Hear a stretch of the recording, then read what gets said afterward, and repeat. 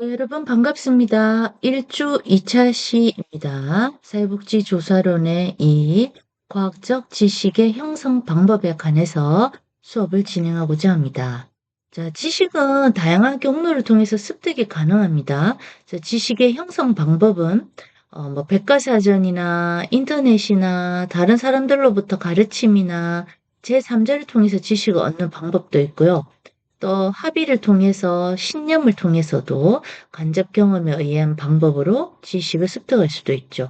또 관찰을 통한 스스로의 경험에 의해서 그런 경험에 의한 방법 등으로 인해서 일상적인 지식을 형성할 수도 있고요. 또 과학적 방법을 통해서 과학적 지식 형성 방법이 있겠습니다. 그래서 과학적 지식의 형성 방법은 그 경로가 매우 다양하다 할 수 있겠습니다. 네. 이제 일상적 지식의 형성 방법 차례대로 보시면요. 어 합의된 지식이 있고 경험적 지식이 있습니다. 일반적으로 우리들 대부분은 일상적 지식을 합의된 지식과 경험된 지식의 형태로 통해서 이제 습득하게 되죠. 여기서 합의된 지식은 사회 문화적으로 합의된 사실을 믿고 받아들임으로써 발생하는 지식이고요.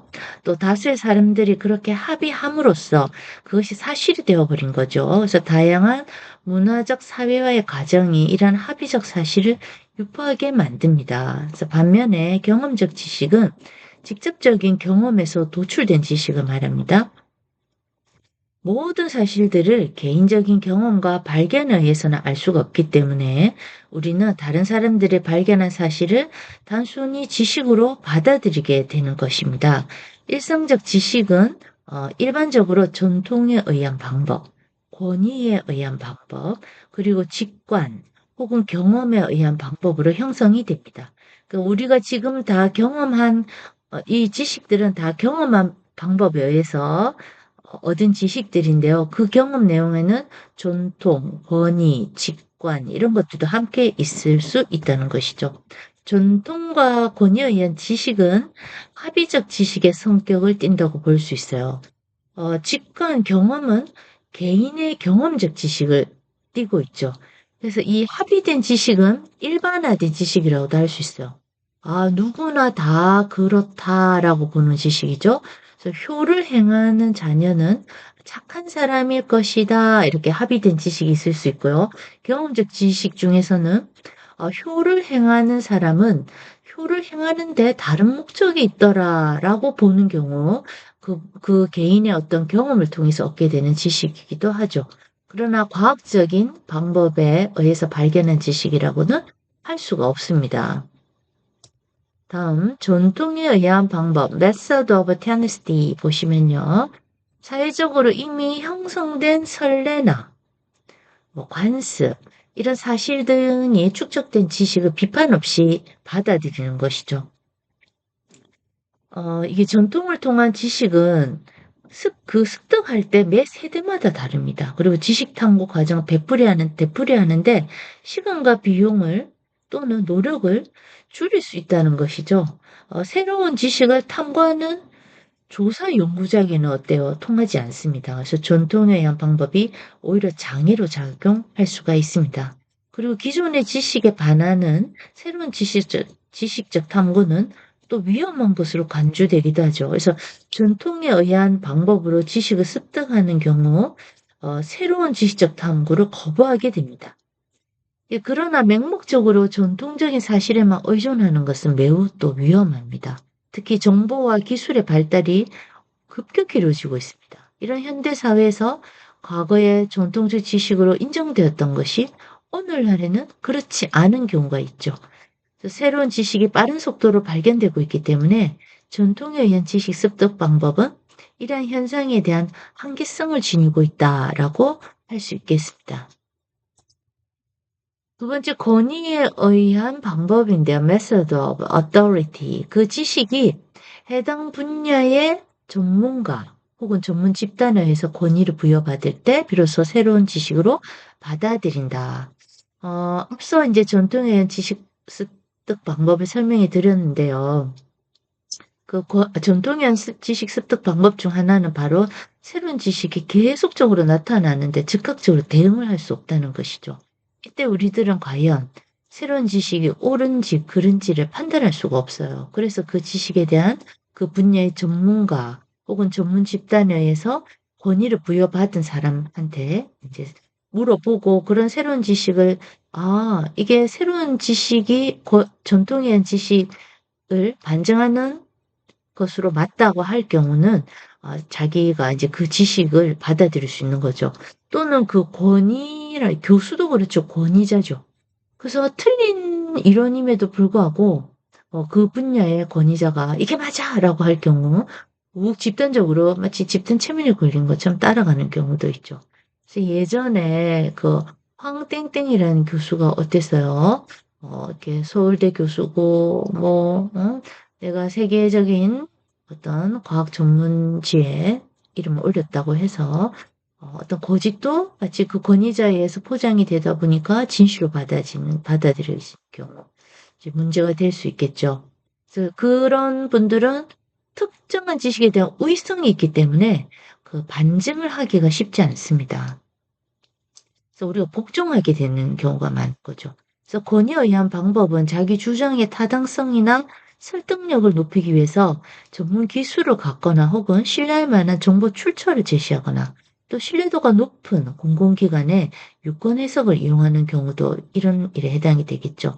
이는 지식의 원천을 다른 조직 및 타인의 권위에 두고 있다는 것으로 지식의 진리성 여부를 권위에 대한 복종심을 토대로 두고 있는 특성이 있습니다. 이때 우리는 특정한 지식에 대한 우위성을 사회적으로 공인받은 상태를 가진 그런 권위, 즉 지식체계의 권위를 믿는 것이죠. 이런 권위를 통해서 지식을 습득하게 되면 지식 탐구에 필요한 시간과 노력을 감소시킬 수 있다. 이런 장점은 있습니다. 그렇지만 지식체계 자체에 오류가 존재할 때는 오히려 노력을 그러한 노력이 필요한데도 불구하고 오히려 문제를 발생하게 되는 거죠. 잘못된 지식을 타인들에게 전달할 위험이 있죠. 맹목적으로 따르는 경우도 있고요. 또한 권위를 가진 전문가를 할지라도 특정 분야에 관한 지식은 모두 다 정확하게 지니고 있다고 믿을 수가 없어요. 시간이 경과하면서 전문가의 권위가 변화될 수 있기 때문에 맹목적으로 따르는 것은 위험하다는 것을 알고 계셔야 될 것 같습니다. 다음, 직관 혹은 경험에 의한 방법, method of intuition. 그래서 전통과 권위에 의한 앞서 말한 그런 합의적 지식의 한계를 개인적인 경험이나 직관을 통해서 이제 보충한다는 것인데요. 이렇게 직관이나 경험에 의한 방법은 개인의 경험이나 직관에 의해서 지식으로 도출이 되는 것이죠.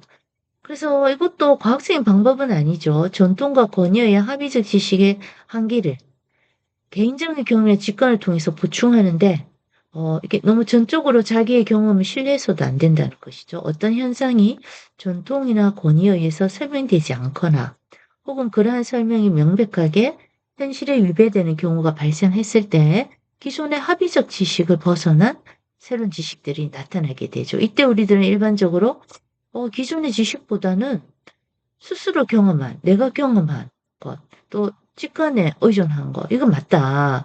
인간의 경험이나 직관은 사실 불완전하지 않겠습니까? 따라서 보다 순수한 경험이나 직관에 의한 지식은 참다운 지식이라고 확신하기 어렵습니다. 또 어떤 분은 이렇게 집에 구술을 했는데 아들이 엄청 아팠다. 그런데 그 구술하고 나서 아들의 그 아픈 통증이 사라졌다는 것이죠. 근데 그게 자기가 경험했을 때 그 무당의 굿은 이 사람을 낫게 할 수 있는 과학적으로 증명하거나 표현할 수는 없지만 확인을 했다. 그래서 내 경험이 맞다. 이렇게 확신하는 경우 다른 과학적 방법이 통할 수가 없겠죠. 과학적 지식의 속성입니다. 그래서 사람들은 이렇게 다양한 방법으로 지식을 만들어내는데요. 과학은 그런 방법들 중에 하나일 뿐입니다. 과학적 지식은 과학적 방법이라는 특별한 방식으로 도출된 지식이죠. 그래서 주관적이고 논리적인 탐구를 통해서 유치된 지식은 실제 현장에서 경험적으로 관찰된 사실과 일치하게 될 때 과학적 지식으로 인정될 수 있습니다. 특히 과학적 지식이 논리성과 합리성을 강조하는 것이라면 또 과학적 방법이 이 과학적 방법이 지식이 현실적으로 어떻게 존재하는가를 보여주는 수단이 된다면 역시 과학적 지식이라고 할 수 있겠습니다. 과학이란 그 연구 대상의 사회현상 자체에 의해서 과학성이 얻어지는 게 아니고 그 대상을 다루는 방법에서 얻어진다고 볼 수 있겠습니다. 과학적 방법을 통해서 얻어진 지식은 재생 가능성, 그리고 경험성, 객관성의 속성을 가지고 있습니다. 이 세 가지 속성은 이해하시고 또 외우시면 더 좋을 것 같습니다. 이러한 속성을 갖는 지식이 바로 과학적 지식이라고 말할 수 있습니다. 이 세 가지 속성. 과학적 지식의 매력과 그 힘과 가치, 그것은 바로 예측 능력이 있는 것인데요. 차례차례 보겠습니다. 그래서 재생 가능성 보시면요. 재생 가능성이란 어떤 결론에 대해서 동일한 과정을 거치면 누구나 동일한 결론을 얻을 수 있는 가능성을 의미합니다. 그래서 재생 가능성에는 절차의 재생 가능성과 결과의 재생 가능성이 있습니다. 따라서 재생 가능성이란 어떤 조사 연구자가 해당 연구 결과에 도달한 절차를 타인이 동일하게 따른다면 그와 동일한 결과를 얻게 되는 것을 의미하고 있습니다. 즉, 표준화된 절차와 방법에 의해서 동일한 결과를 얻을 수 있는 가능성을 재생 가능성이라고 합니다. 이때 결과의 재생 가능성에서 결과의 완전한 재생은 드물고요. 재생 가능성의 정도, 즉 확률로 나타내게 됩니다. 그러나 완벽한 재생은 어렵다고 볼 수 있겠습니다. 네, 다음은 경험성입니다. 경험성이란 우리의 감각기관에 의해서 이렇게 지각될 수 있는 성질을 의미하고요. 이런 경험성과 관련해서 인간의 감각기관을 믿을 수 있느냐 하는 문제와 사회과학에 존재하는 추상적 용어, 경험성 문제가 또 제기될 수 있는데요. 먼저 감각기관의 인식에 따른 객관성 문제로서 과학은 일단 이 세계에 대한 인식이 인간의 감각기관을 통해서 이루어진다? 이런 비과학적 토대를 인정하고 이를 토대로 성립하고 있긴 합니다. 이런 점은 추상적 용어를 구체적인 측정 지표와 연계시키는 방향으로 어느 정도 해결할 수 있는데요. 이것은 결국 과학적 방법의 발전 정도에 관한 문제이기도 하다는 것이죠. 객관성 중요합니다. 객관성이란 감각기관이 건전한 사람의 감각, 인상의 일치를 의미하는데요. 모든 사람들이 같은 대상을 인식하고 그로부터 얻은 그런 인상이 일치하는 것을 의미합니다. 따라서 누구에게나 동일하게 인식되는 인상은 객관성이 있다고 말할 수 있습니다. 이때 인간의 이해관계나 주관적 가치 판단, 그리고 편견 등이 개입되면 그만큼 객관성을 상실하기 때문에 주관적 가치 판단 위험합니다. 우리가 앞서 말했지만 가치 중립성이 중요하다고 볼 수 있겠습니다. 현상을 탐구할 때 범하는 오류 보시면요. 사람들은 흔히 그 현상을 이해하려는 그 시도를 할 때 오류를 범하는데요.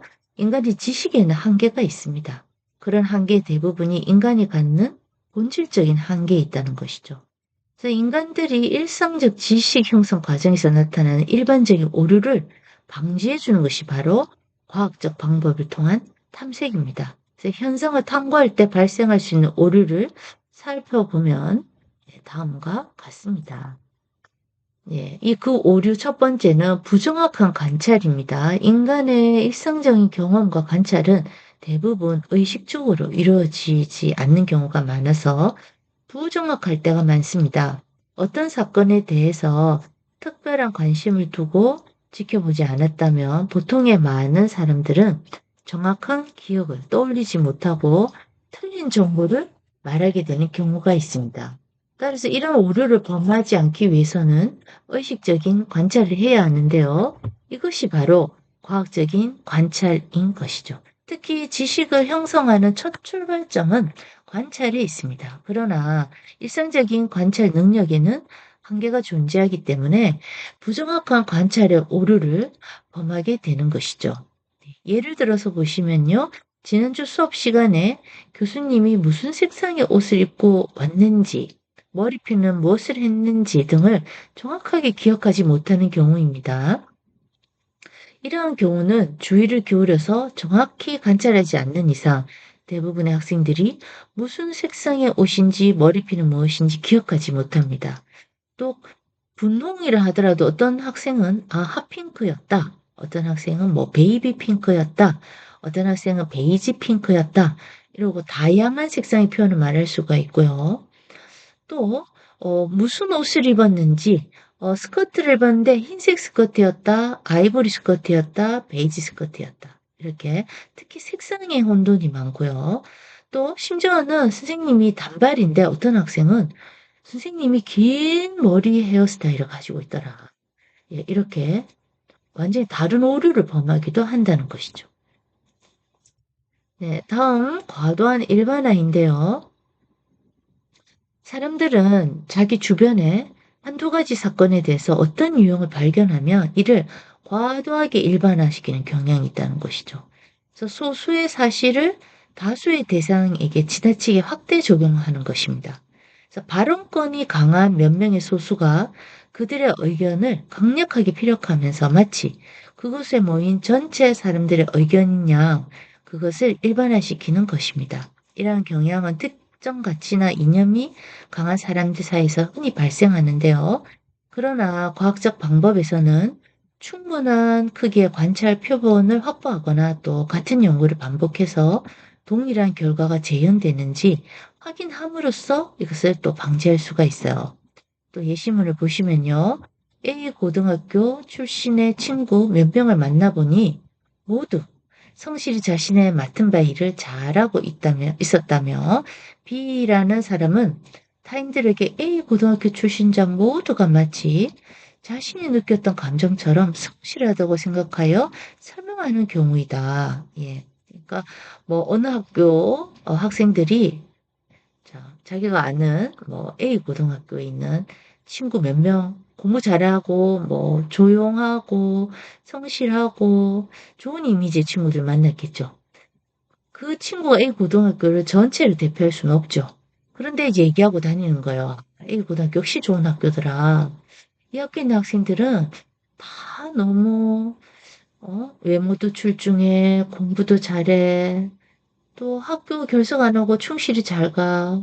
정말 이미지가 좋아. 아마 저 학교에 가는 학생 다 그럴 거야. 라고 이제 말하고 다닌다는 것이죠. 이것이 과도한 일반화라고 할 수 있겠습니다.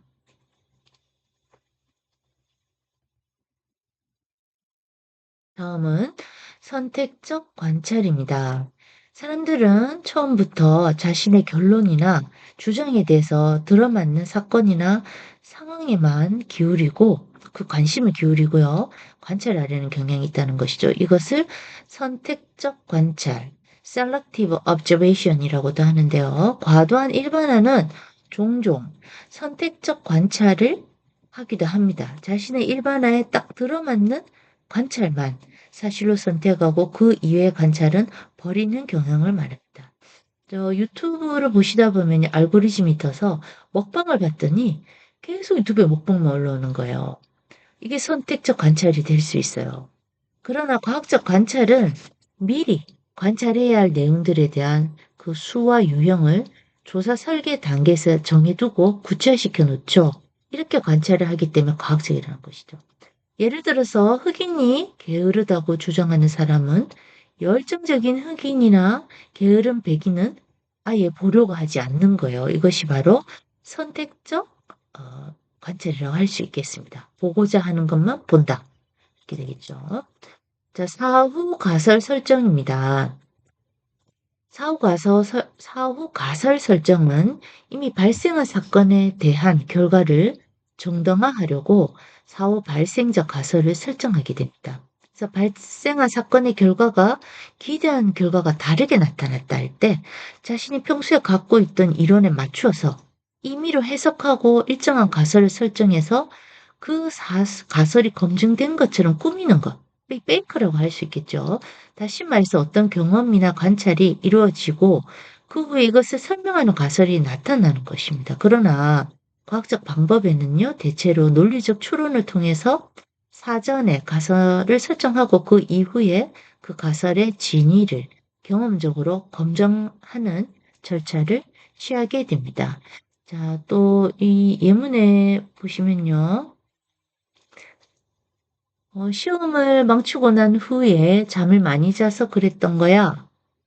혹은 그때 자꾸 친구가 놀자 해서 그랬던 거야. 라고 아마 뭐뭐 해서 그랬었나 봐. 이렇게 이제 설명할 수 있는 거죠. 그래서 이게 검증할 수가 없어요. 잠을 정말 많이 자서 시험 망쳤나? 뭐 검증할 수 없죠. 그리고 친구가 정말 놀자 했냐? 본인이 정말 놀고 싶어 하지 않았을까? 네, 이런 가설, 사후 가설 설정은 그 진위를 알기가 어렵습니다. 또 그 기관 점검에서 낮은 평가를 받은 이런 사후 왜 평가를 낮게 받게 되었는지를 설명하는 것이 또 가설 설정이 되는데요. 평가를 준비하는데 시간이 부족했다라고 말하고 따라서 부족한 시간과 평가를 연결해서 설명하는 방법인데 정말 부족했느냐? 네, 그거 검증, 진위 여부는 알기가 어렵다라고 생각하는 것이 사후 가설 설정의 오류라고 할 수 있겠습니다. 다음 다섯 번째 비논리적인 추론입니다. 자신의 주장과 모순되는 결과가 나왔을 때 자신의 주장을 합리화하기 위해서 자신의 주장과 합치되는 우연한 상황이나 예외적인 상황을 지목하는 비논리적 설명이 되겠습니다. 즉 서로 무관한 독립적 사건 A와 B를 A여서 B하다는 방식으로 서로 연관시켜서 추론하는 것을 말하는데요. 사람들은 일상생활에서 때때로 이렇게 논리적 근거 없이 판단을 내리는 경향이 있습니다. 개별적으로 독립적인 사건들을 종속적인 사건들로 인식하는 것, 명백히 비논리적인 오류죠. 그러나 과학적 방법에서는 의식적이고 분명한 논리체계, 연역법과 귀납법, 네, 이런 논리체계를 사용함으로써 이러한 비논리적 추론의 함정을 피하고자 하는 것이죠. 이게 이제 대표적인 예로 도박꾼 얘기가 나오는데요. 자, 도박꾼의 오류라고도 불립니다. 이 도박판에서 몇 판을 연달아 돈을 잃은 사람이 다음 판에는 돈을 딸 거야. 딸 확률이 높아지겠지. 계속 잃지는 않을 거야. 또는 옆 테이블에서 계속 잃다가 돈을 한 번 따는 거 보고 나도 이제 딸 확률이 됐어. 그래서 그 자리를 못 떠나고 계속 도박을 하게 되는 것이죠. 그래서 비논리적인 추론을 설명할 때 도박꾼의 오류가 자주 등장하게 돼.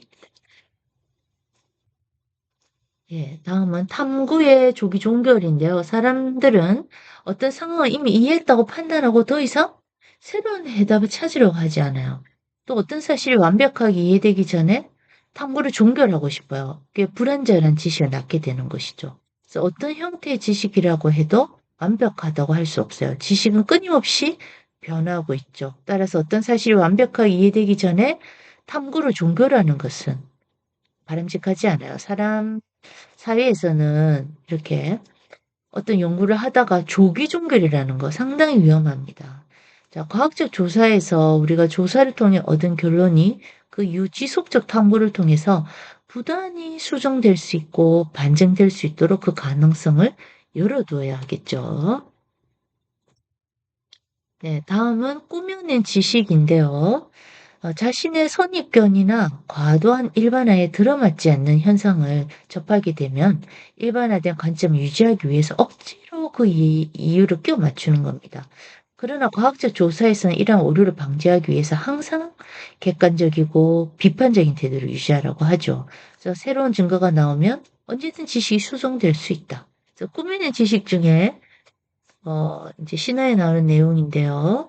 침대 길이가 예를 들어 200cm인데 사람이 키가 150cm 사람이 온 거예요. 이 침대에 처음 것 같아 딱 맞게 누우라고 했는데 한 50cm가 모자란 거예요. 그러면 이 200cm에 맞추기 위해서 150cm 키를 가진 사람 다리 잡아 당기는 거죠. 꾸미는 짓인 거죠. 또는 침대가 짧은데 사람 다리가 너무 길어요. 다리의 일부를 잘라내는 거죠.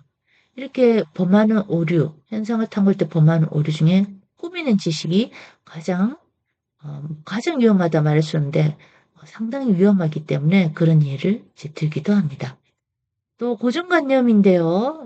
지식을 탐구하는 과정에서 연구자 자기 자신이 자기 자아가 개입이 돼요. 그래서 객관적으로 이해해야 하는데 그게 어려운 거죠. 왜냐하면 그 고정관념, 본인이 가진 고정관념을 깰 수가 없기 때문이에요.